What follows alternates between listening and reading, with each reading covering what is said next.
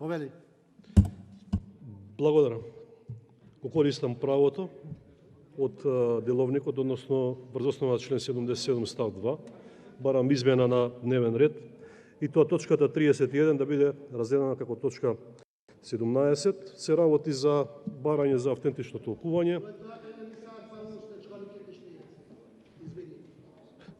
Со кое во насока на прецизирање на постапките во судовите, така што како што стои во барањето за автентично толкување, никој да не биде невино осуден, а на сторителот на кривичното дело да не му се изрече кривична санкција под условите, односно да се изрече кривична санкција под условите во кривичниот закон. И зошто го барам ова поместување? Затоа што довербата на граѓаните во судовите и обвинителството е само 8%. Повеќе никој не верува во судовите и обвинителствата. Владее огромна недоверба и хаос во постапките. Едноставно граѓаните не чувствуваат заштита од судовите и се жалат на недоследна примена на одредбите кои се предвидени во позитивните прописи, а во таа насока е и ова автентично толкување. Перцепцијата на граѓаните е дека во судовите и обвинителствата владее мафијата на власт, која буквално ги диригира постапките од центрите во Бихачка и Речица. Исто така, и во извештајот на Европската комисија за напредокот на Македонија нотирано е дека корупцијата е длабоко навлезена во судовите и обвинителствата, додека најголем број на представки до народниот правобранител се однесуваат токму на работата на судовите и обвинителствата.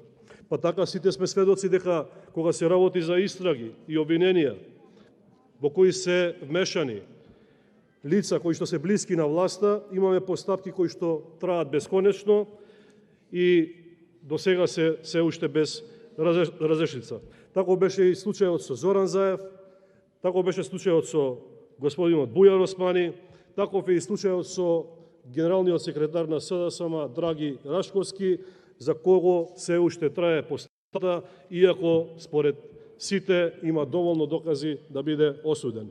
Исто така, нема разрешница ниту за пожарот во модуларната болница во Тетово, која живи изгореа 14 лица, нема разрешница ниту за погинатите во автобуските несреќи кај Ласкарци и во Бугарија, во кои погинаа повеќе од 6 лица.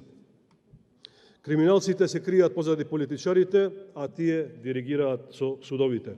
Едноставно нема самостојно обвинителство и судство кое што ќе ги истражи и бизнисите и за Вице Заев, за Зоран Заев, да ги истражи криминалите на Заеви, кои според норвешки новинари имаат имоти во вредност од 14 милиони евра во